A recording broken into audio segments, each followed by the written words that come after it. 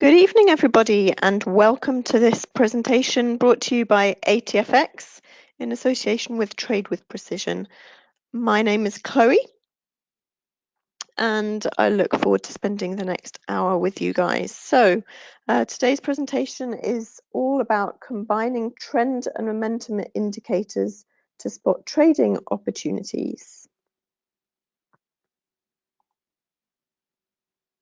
So first of all, before we get started with the webinar, I'd like to just give you a couple of moments to have a look through this slide, which is the disclaimer.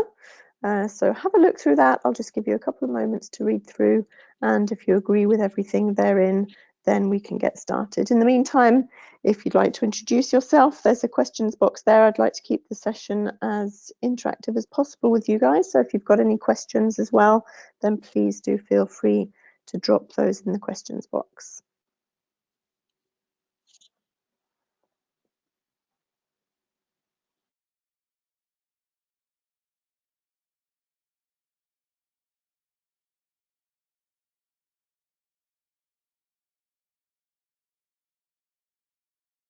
Okay, so that should be enough time to have read that. I'll give you another couple of moments just to read through this last risk warning slide. And as long as you agree with everything therein, we can get going with the webinar.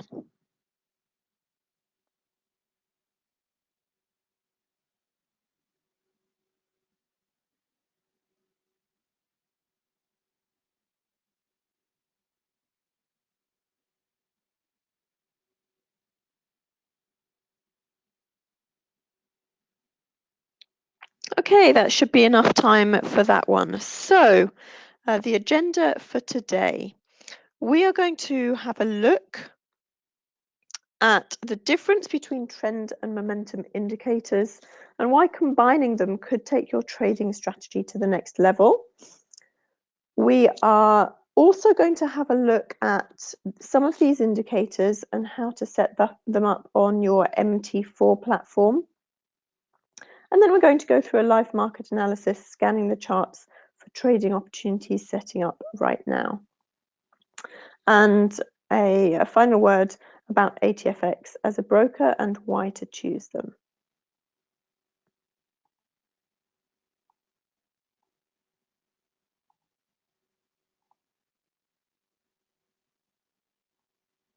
So trend and momentum indicators.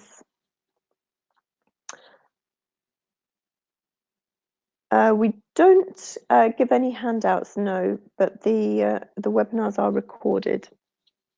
We don't do handouts. Trend and momentum indicators. We have a list of popular trend and momentum indicators here. So things like average directional index, ADX, we have got CCI, Commodity Channel Index. A lot of these are oscillators that indicate overbought or oversold conditions. CCI also gives an indication of price trend, direction, and strength. And so we can get an idea of perhaps when to enter or exit a trade, or when not to take a trade, or when to add to a position if we're already in a trade. And the CCI measures the difference between current price and historical average price. And it gives an indication or a reading above or below zero. So above 100 would mean well above the historic average price, which would mean that we're in a strong uptrend, and below 100 or below minus 100 would be the opposite, so well below historic average and therefore strong downtrend. So we'll have a look at that and go through the criteria for that when we look at it on the charts. That one can go higher or lower indefinitely, so it's not bounded to 100 and 0 or anything like that. It can go higher or lower indefinitely. So with that one, we have to actually look at each different instrument that we're trading and we have to have a look back over history and what an extreme level would be, and use that so it can be different for each instrument that we're trading. We've got other oscillators. We've got detrended price oscillator, we've got no sure thing oscillator. A lot of oscillators are used in trading. We've got Ishimoku Kinku Hyo, or most people just call that Ishimoku, and that can gauge momentum, and also that one looks at potential future areas of support and resistance. We've got probably one of the most commonly used, which is MACD, moving average convergence divergence. And that one shows the relationship between two moving averages. So generally the settings are 26, 12, and 9. And so they're using the exponential moving averages, and they subtract 26 from the 12 EMA, and then the 9 EMA is added on as a signal line. And quite often people use a trigger which would be the MACD line crossing above or below the signal line, and the speed of the crossover can sometimes be used as well. And we also look at that one to indicate overbought and oversold conditions.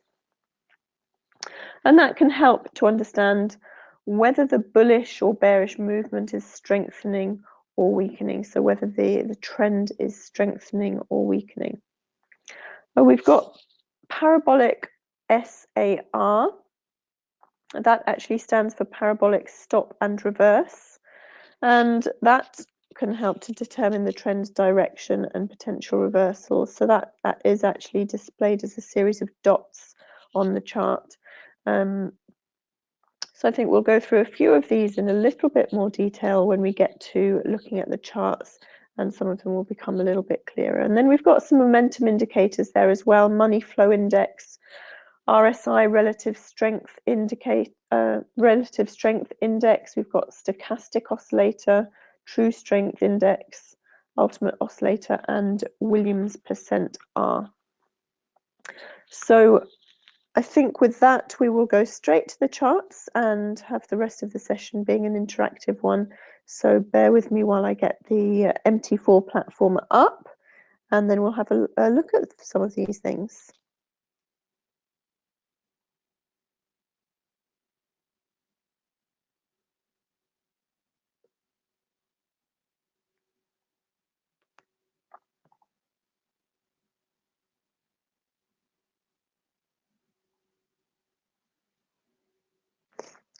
Okay, so first of all, I'd like to give a tiny little introduction for those of you who are not familiar with adding indicators to MT4. So just very briefly, I'm just going to pull up a new chart here. I'm going to do that by right-clicking here in the Market Watch pane over a currency pair and just adding a chart window. Now, I'm just going to do a very basic bit of changing here. Just right-clicking in the chart there, and I'm first of all taking off the grid, because especially when we're looking at indicators, we want the chart to be as clean as possible, because adding indicators can make things start to look a bit messy and a bit confusing. So I'm just going to toggle the grid off, and then I'm going to go down to properties. I'm just going to make the background pretty much a white color. That means I need to change the foreground to black. And I'm going to change the color of my bars. So I'm going to have the bullish bars green, and I'm going to have the bearish bars red. And I'm just going to take the volumes off there. I'm not going to be looking at the volumes today. So there we go, we have a pretty clean chart. Also, what I'm going to do is I'm going to switch to candlesticks. That's how I tend to look at my charts. So there we go. I'm going to put a daily time frame up. Not that it really matters awfully what time frame we're looking at, because the indicators are calculated based on the time frame that we have up, so we can change between them. So first of all, I am going to have a look at, I'll just drag this out a little bit so that we can see there. So we've got average directional movement index. So all I'm going to do is click my mouse and drag and drop each one of these that I'm going to look at onto the chart. So I'm just going to drag and drop that onto my chart. And we can see here that we can change some of these parameters. So as with most of these indicators, the standard out-of-the-box settings tend to be a period 14. That's just the standard, and for the purposes of this webinar, that's what I'm going to use. So we can change the colors of things if we want to select a different color there, and we've got other levels here as well.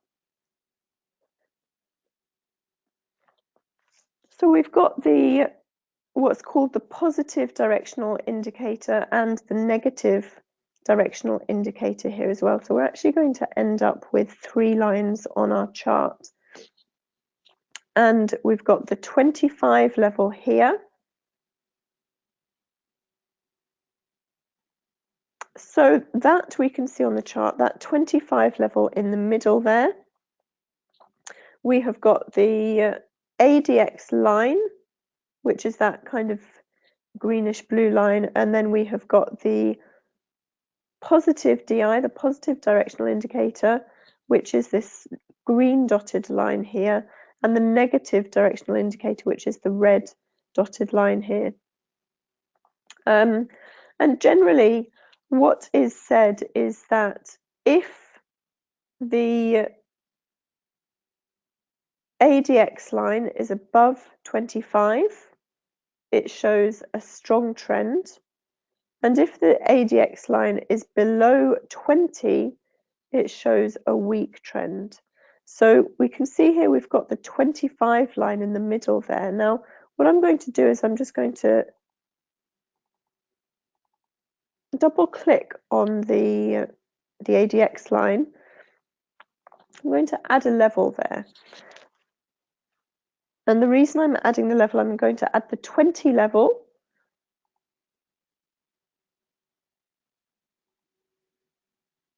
That didn't work. I'm going to add the 20 level.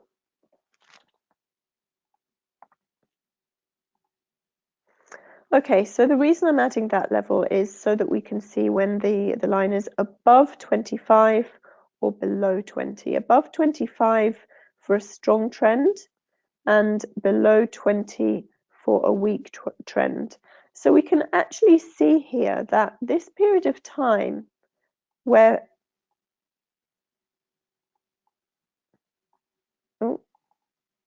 apologies for my drawing skills there. This period of time here, where that line is actually beneath the 20 level, we can see relating that to price action, it's actually correct in telling us that we don't have a trend there. That price action looks very rangy compared to here, where we have clear lower highs in price action and lower lows. We can clearly see that overall the direction is bearish and we've got a downtrend there, and that the line generally is above the 25 level. Whereas this point here, where the line is below the 20 level, we can see that that's very rangy price action. So that could be a way of filtering out opportunities based on whether price action is trending or ranging.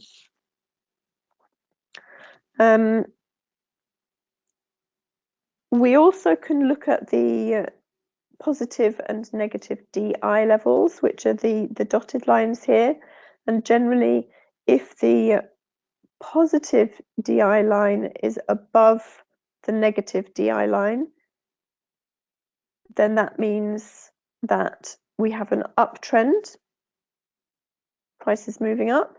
And if the positive DI line is below the negative DI line, then that means we have a downtrend. So a few different ways we can interpret the indicator there. And the idea is with creating strategies and finding indicators that work for us is trading is all about beliefs. Trading is about our beliefs in the market. And so what we want to try and do is find an indicator that helps us to trade our beliefs. And so finding an indicator that matches up with what we believe in the market is going to help us with trading strategy. So I'm going to put another few indicators in here. I'm going to go to the CCI. So the Commodity Channel Index. Again, I'm just going to use the standard, and you can see there that there's a minus 100 and a plus 100 level there. So that's come out to the bottom here. In fact, what I'm going to do is I'm just going to delete that first one. I don't want to get have things getting too messy.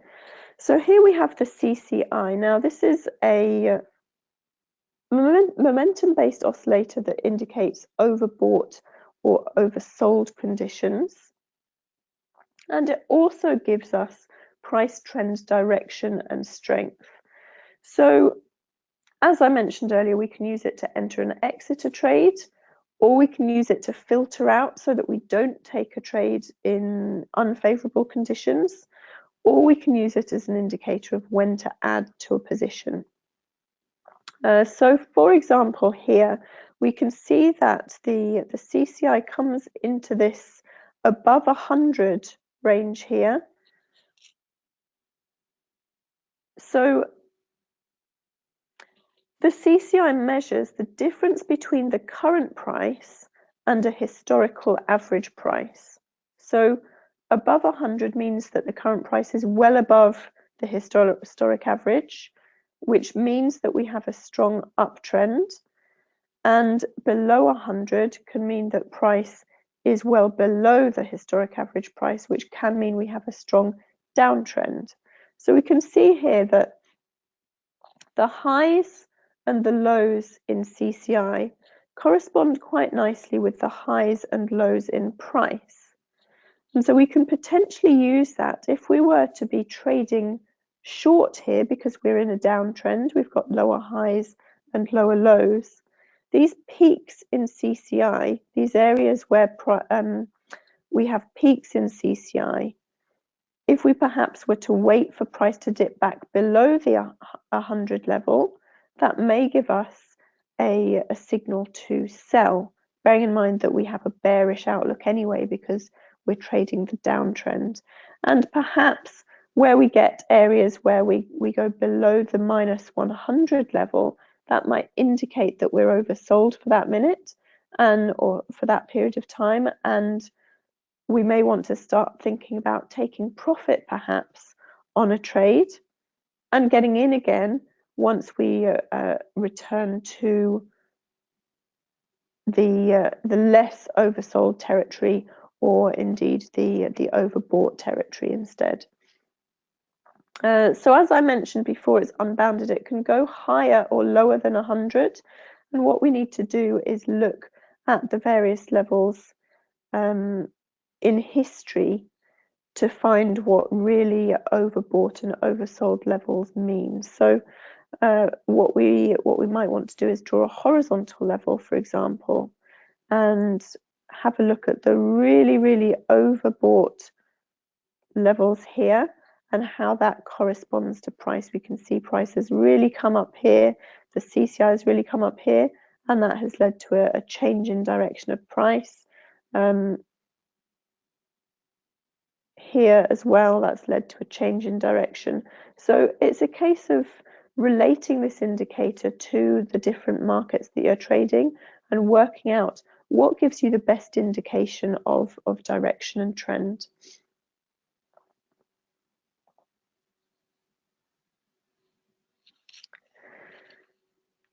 So another indicator that we can look at, now this one is quite different and it can look quite complicated. I'm putting the Ishimoku on.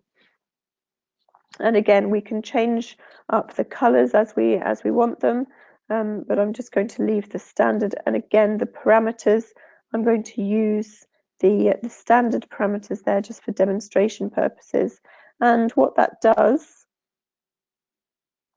is it puts actually 5 different lines, if you like, on the chart. And again, it can be a gauge of momentum, but it also gives an idea of future areas of support and resistance. So that can be a really useful indicator if we're trading with trend. It's always very useful to know future areas of support and resistance. So if we can use that as a guide, then that can be very, very helpful as well.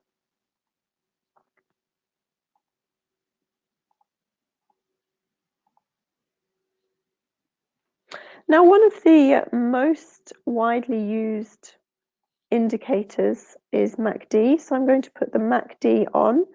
Now, again, I'm going to leave the standard settings here. So we've got the 12, the 26, and the 9, leaving the colors as they are as well. And so we have the MACD there. And that essentially shows the relationship between 2 moving averages. So MACD crosses are often used, and often the speed of the crossover is looked at as well to give an indication of overbought and oversold conditions. And it helps to understand whether the bullish or bearish movement is strengthening or weakening.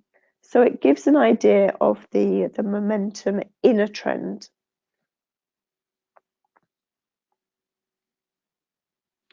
And then I think the last one from this section I'm going to look at is going to be the parabolic.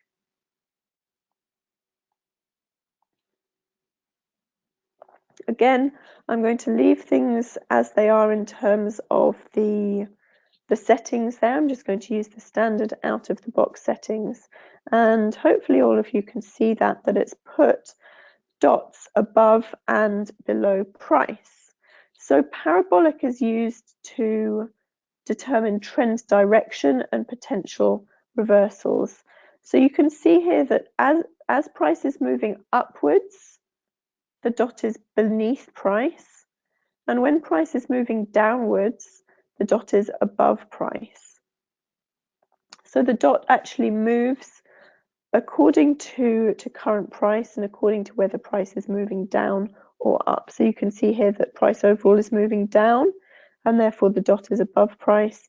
And when it switches down below, that is an indication that price is moving up. So it determines the trend direction, and it also can spot potential reversals. Now, as you can see, all of these indicators that we're looking here are lagging. In fact, by definition, indicators are calculated based on price action that has already happened. They're based on price. And so all indicators are actually lagging.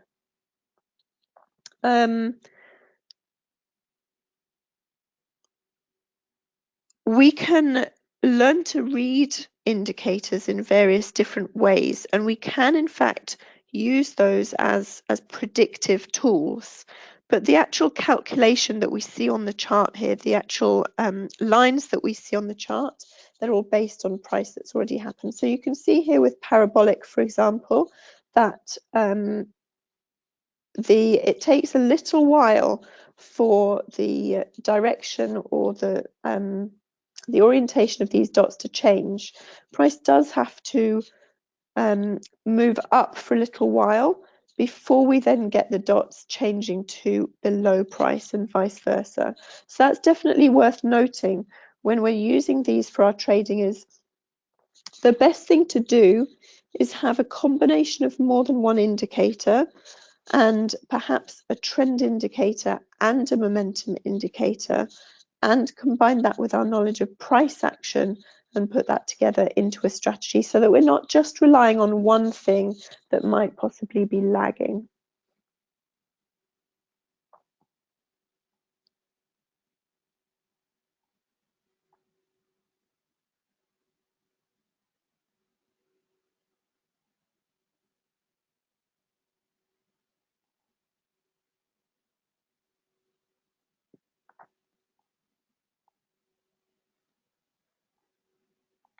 So I'm going to have a look at a few others. There's some other important ones that are very commonly used. Let me just get rid of what we've got here so it's not looking too messy.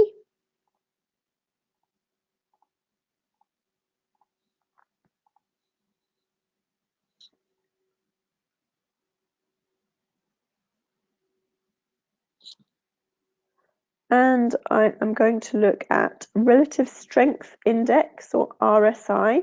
That one is very commonly used as well. Again, the standard out-of-the-box setting is the 14 period.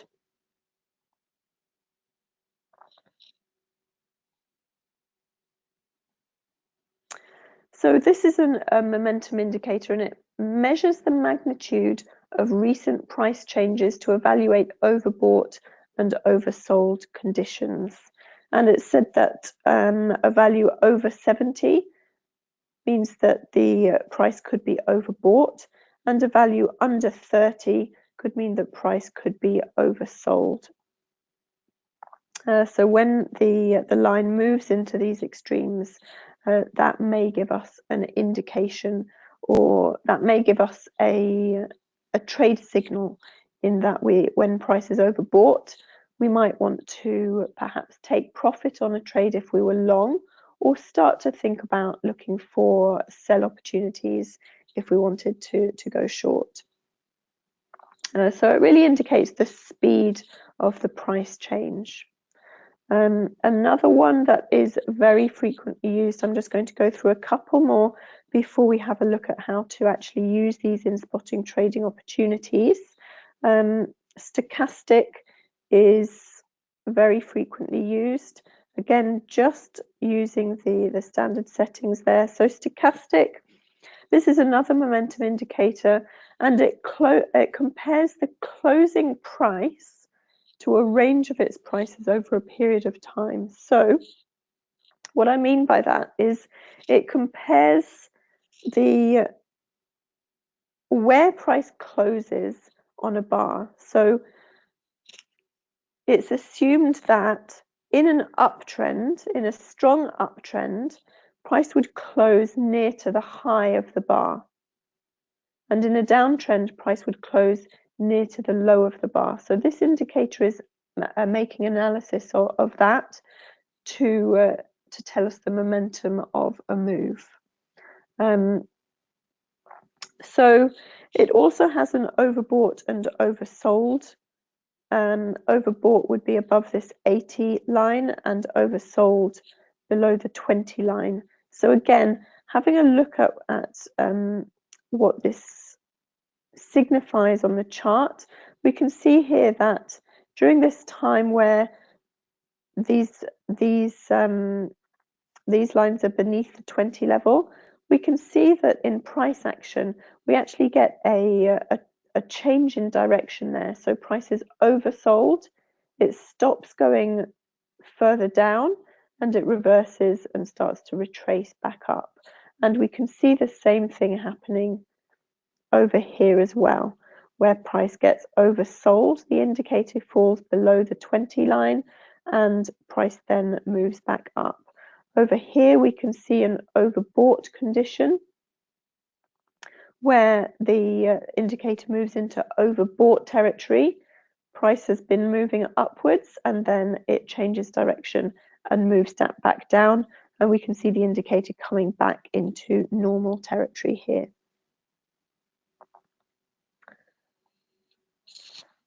One final one that I want to have a look at is Williams %R. It's very similar to stochastic actually. We'll see when we put it onto the chart. Again, just using the regular settings, although I might just change the color so that we can see it a little bit better. So we can see here that actually that's quite similar in its movement to the stochastic. Essentially, it's measuring a very similar thing in that it is measuring where current price is relative to the highest high over a period of time. And again, we have got, it's actually measured from 0 down to -100. So above -20 is overbought, below -80 is oversold. So you can see how that relates. It tracks very closely with the stochastic. You can see how that relates to price as well, where we have an oversold condition here. Price then turns around and moves back up, and where we have a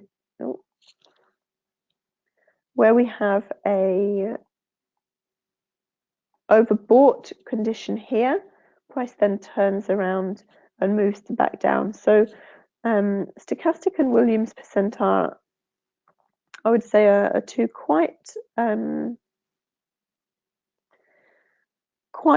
accurate indicators of overbought and oversold territory if used in the correct way. So I'm going to have a look at opportunities, current potential opportunities. So what I'm going to do is I'm just going to leave the Williams %R on my chart. I'm going to get rid of everything else.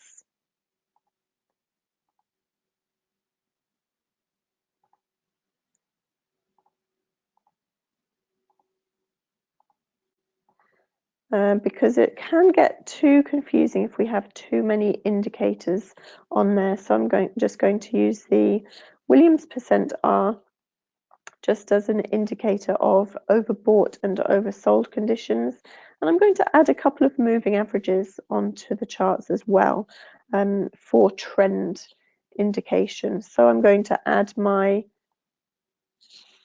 50 moving average. I'm going to add my 20 moving average.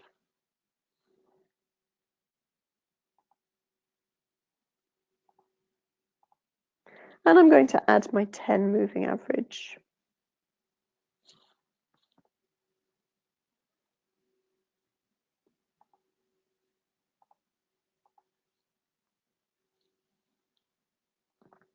So there I've got some moving averages on my chart. Now what I'm going to do is I'm going to have a look through some instruments here, and let me just add all the symbols there, show all. That gives us a few more to choose from. So what I'm looking for is I'm looking for trending instruments. So whether that's currency pairs or whether that's commodities, gold we've got here, which is always nice to look for trends in. And I'm just going to go back historically to show the potential use of the indicators. So I'm looking at my moving averages here, and for a start, what I'm looking for, bearing in mind that at the beginning of a trend we can't see this future price action, so I'm just looking over here. I'm looking for highs and lows in price, so I'm looking for a higher low and a higher high, and then I'm looking for my moving averages to be pointing in the upwards direction, and that gives me my first indication of a potential uptrend. And then what I want is I want my indicator here to be helping me choose opportunities to get into the uptrend. So I only want to buy because we're in an uptrend. And what I'm looking for is areas where potentially price could be oversold. So this would be an example of that here, where price is oversold. And when the indicator starts to point back upwards and come out of oversold territory, then I want to start thinking about potential buy opportunities. Now, don't forget that markets can be overbought and oversold quite persistently if we're in a strong trend. So, for example, this trend here,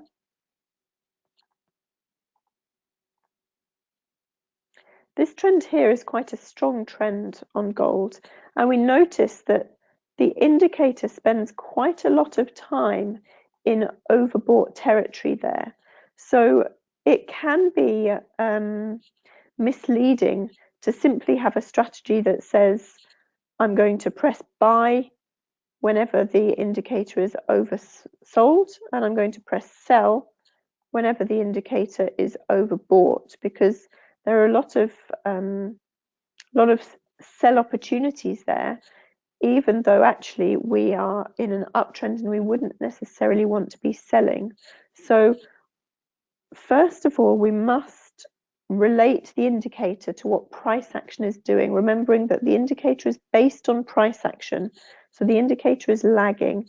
So we must always have an idea of price action first before we then layer on our indicators to just help us and support us in our decisions. That's the first thing to point out. And the second thing about this particular indicator, and any indicator that shows overbought and oversold conditions, is in order to get us out of the trap of pressing buy when it's oversold and sell when it's overbought, what we might want to consider is the indicator here is going down, it goes into oversold territory, and then it turns around and comes back into normal territory. It comes out of the oversold region and into the normal territory. So at the very least, we want to wait for the indicator to turn around here. We may even want to wait for the indicator to come out of oversold territory before we then start to buy. And that gives us an indication that price has been going down. It's now stopped going down and it's starting to come up. And now the indicator is no longer oversold. So it's a potential indication that we could be looking for long opportunities. And that therefore can help keep us out of pressing sell every time that the indicator goes into overbought territory, because here we see that the indicator doesn't actually manage to get back below and into the regular territory here. We're kind of embedded in the overbought region up here. So both using the direction that we see on the chart and the indicator can help us pick the correct opportunities. If price gets, for example, here, we can see price is in the overbought, or the indicator is in the overbought territory. And here we start to see the indicator finally coming back down. So it takes a little while, but it finally comes really back down into from overbought into the regular territory here. And that area there, potentially if we were trading long, we would want to start to think about taking profits here, because price is starting to come back down as indicated by the indicator no longer being overbought. So we might want to start thinking about taking some profit off here. Then the indicator goes back into oversold. So at this point, we can start thinking about getting into another long position. So it's about locking in profits and then taking opportunities in the direction of the trend when our indicators are in support of that.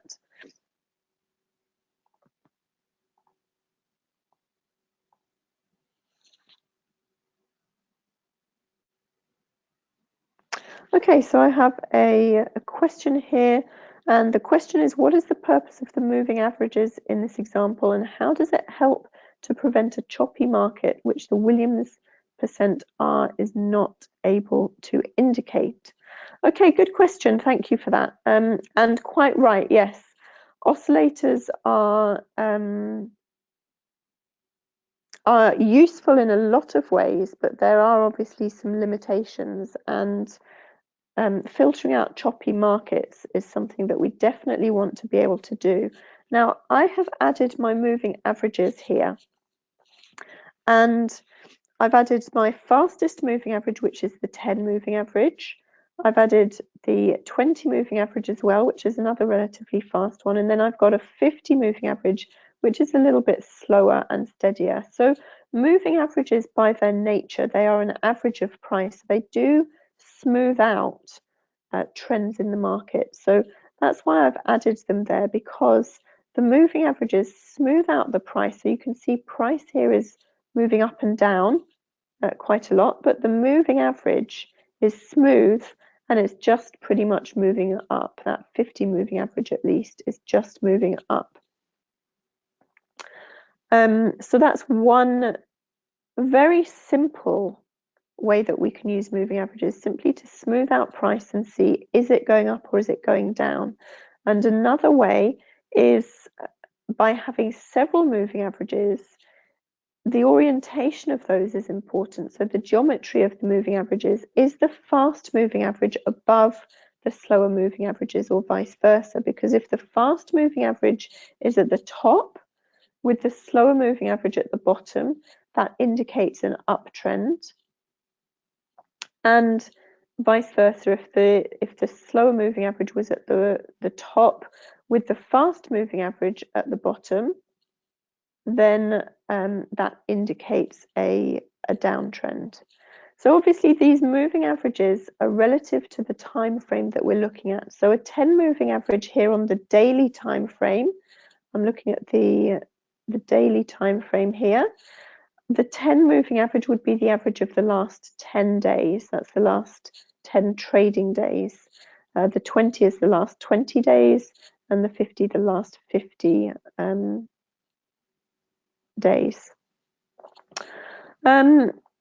So the moving averages are able to smooth out price and give us an indication of trend, both by the direction that they're pointing and by the order of the moving averages. And so that, in combination with an oscillating indicator, can just help us pick out trends and then be able to trade them according to finding the best price to get into the market. So if I was looking here on a 4-hourly time frame, for example, then the moving averages here, the 10 moving average is the average of the last 10 4-hourly bars. The 20 moving average is the moving average of the last 20 4-hourly bars, etc. So they change according to what time frame that we're looking at. And as you can see here, they really do help to smooth out price action and give us an indication of trend. Now, for example, here, just looking at the price action here, we're in an uptrend here, and at this point, the Williams percent R goes into an oversold condition. Again here, when it comes out of that oversold condition, the uptrend resumes. So it can give us an indication that price may be about to resume an uptrend if we are in a strong uptrend. The same happens over here. So we go into oversold just a little bit here. That one doesn't actually quite work out that time. But this one here, where we go into oversold, that then indicates the beginning of that next move to the upside. Again here, giving us another potential indication that we might want to start looking for buying opportunities there. And this is where the indicator gets embedded in the overbought condition. So we don't want to simply close our position when the indicator is overbought, but perhaps when it starts to move down and come back into the regular position here. So it comes out of overbought and it starts moving back down. That might be a nice place to start thinking about taking profit if we were to have been trading all of this to the upside. So hopefully that gives you an idea. I mean, many different people read many different indicators in a different way. So I can't, in just an hour, give you a completely exhaustive view of how I use indicators, but hopefully that gives you an idea at least of how we can use indicators. I am a trend trader, so I will only trade trends, and I'm therefore, if I have a downtrend, I'm only looking for short opportunities and vice versa. And I just use indicators to support that, to support my view, which I already have of the market based on price action. So I'm going to have a more of a look through recent price action and see if there's anything that I can see that may be setting up for an opportunity right now, because that of course would be wonderful if that were to happen.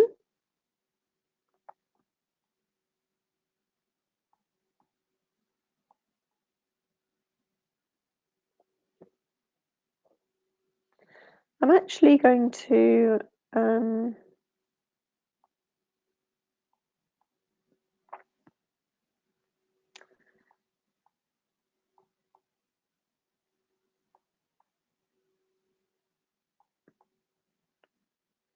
now we can see the reason I'm flicking through these markets so quickly, as I just mentioned, I'm a trend trader. And so when I see price action like this, that's really not going in any direction, I don't have any direction in my price action. I've just got price moving up and down. I don't really have any clear higher highs or higher lows there. And my moving averages as well, you might notice, are really just moving flat. So they're not pointing in any direction. Over here, they were pointing down. Over here, they were starting to point up, but here they're just a mess. So when I see markets like this, I'm just not interested in trading. I want to trade where I see clarity. If I don't see clarity on a chart, then I'm simply not particularly interested in trading that particular chart. Now, this is a chart that I do see a bit more clarity. I at least see a trend here. I don't see any indication of my moving averages that it would be a good time to get in. What I do notice here,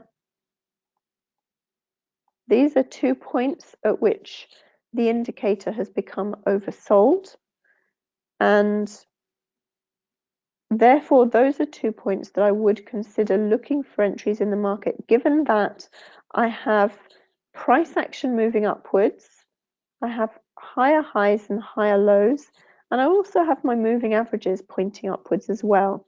So this I would define as an uptrend, and I would therefore be looking for long opportunities. Therefore, if my indicator moves into oversold territory, I see that as a potential long opportunity. And when it starts to dip back up here, then I'm looking out for potential long opportunities. And that would have actually got me into the market around this level here, which could have given me some nice profits out of that move. I would have started to think about taking profit on this, certainly closing part of my position out. Once the indicator started moving back from overbought into the standard territory down here.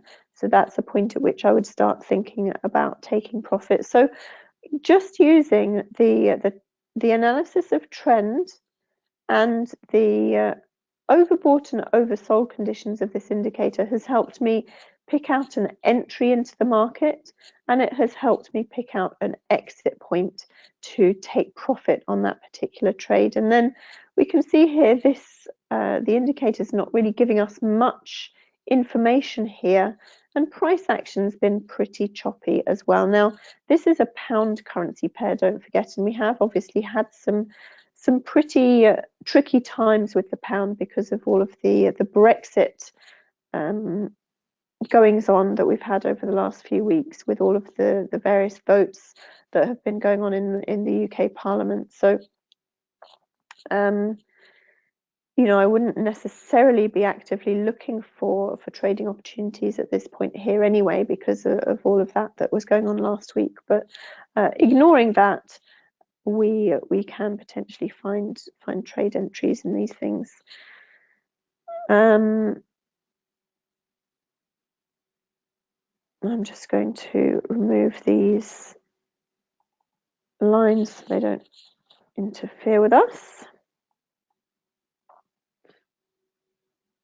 Now here with Aussie Kiwi we also see as being in a downtrend here. We've got lower highs and lower lows, and our moving averages are pointing downwards and smoothing out that price action for us.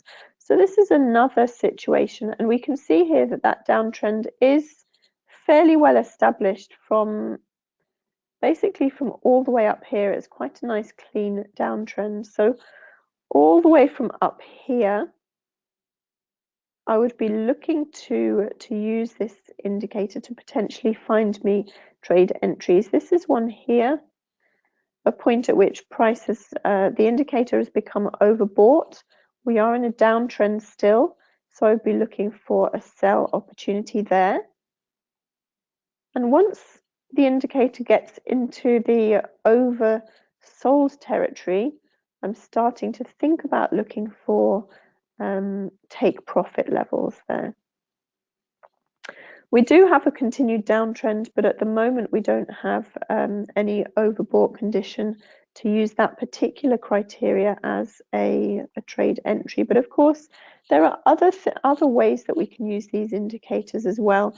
A lot of people look at convergence and divergence of indicators. Now, in order to do that, I'm actually going to bring up RSI.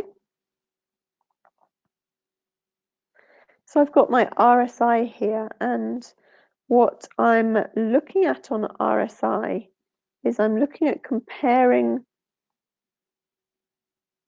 lows on price and on the indicator. That's how we read convergence and divergence. So that's another thing that we can start to look at, is convergence and divergence between indicators and price.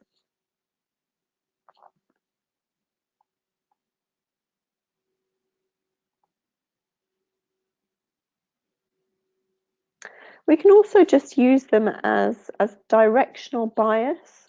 So we can see here that overall this indicator is rising here. We can see it has been falling over here while price has been falling.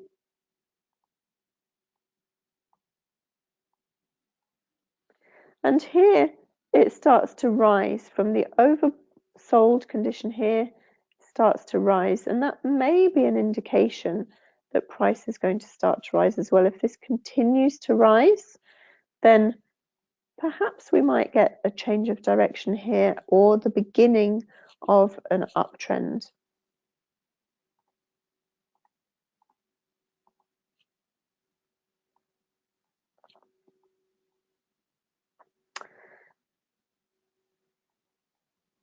I'm just trying to find a market that is trending to my liking.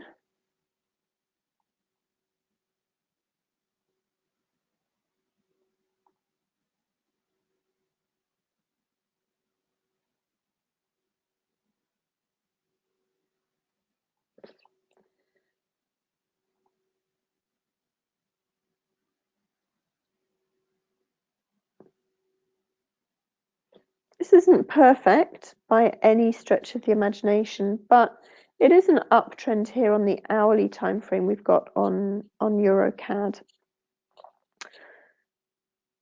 So this is a market that I might start to look for long opportunities on, given that I do have the beginnings of an uptrend here on the daily time frame at least, and therefore looking at the this particular indicator, what I'm looking for is I'm looking for an oversold condition in order that I can use that as a potential entry point. Now, one thing that I think is important to note here, I'm not telling you guys a strategy. I'm just giving you guys some ideas as to how to use these indicators and how to combine them in order to perhaps come up with a strategy. This is not actually a strategy that I use, but it is just an idea of how to potentially use these things.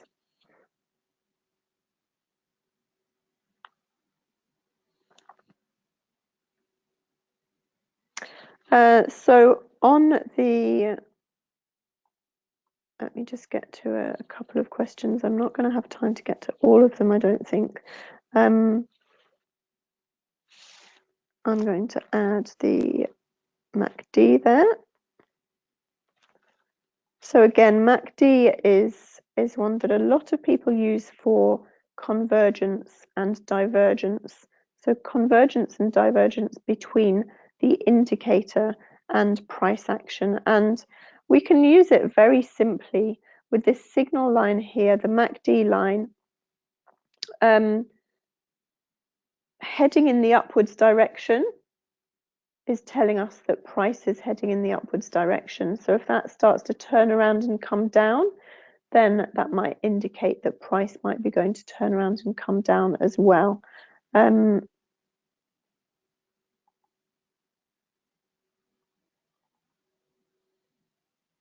So yes, just an important note there that I'm not giving you guys a strategy, I'm just giving you an idea of how to put various indicators into a strategy. So within the confines of this hour, that's pretty much all that I can go through for now. I'd just like to take you back to the presentation for a final couple of slides.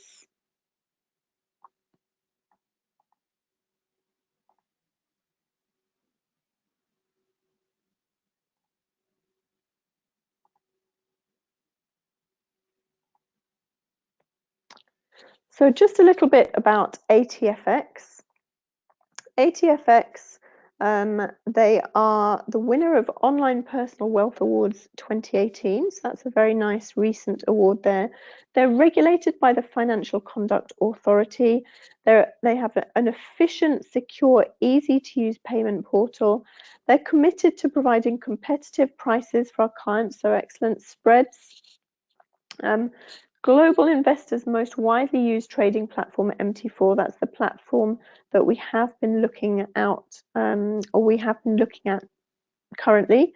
So that platform is MT4, and that is a very, very widely used trading platform. And they have a bespoke customer service team and trade support for all client trading needs 24/5. So fantastic broker to choose there. The contact details that you need are just here. So there's a postal address there and then phone numbers for the customer service team. From within the UK, there's no 800 number there. From outside the UK, there's a phone number to call there. And those hours are Monday to Friday, 9 till 5 p.m. 9 a.m. till 5 p.m. And there's also email addresses there, contact email addresses that you can use. There's a sales inquiries address for account questions and a customer support email address there as well. So thank you very much for listening in for the hour. I hope to speak to some of you again soon. I believe we have another webinar very shortly again about combining indicators into a strategy. and how to use indicators to build a strategy. So thank you for tuning in today, and I hope to speak to you soon.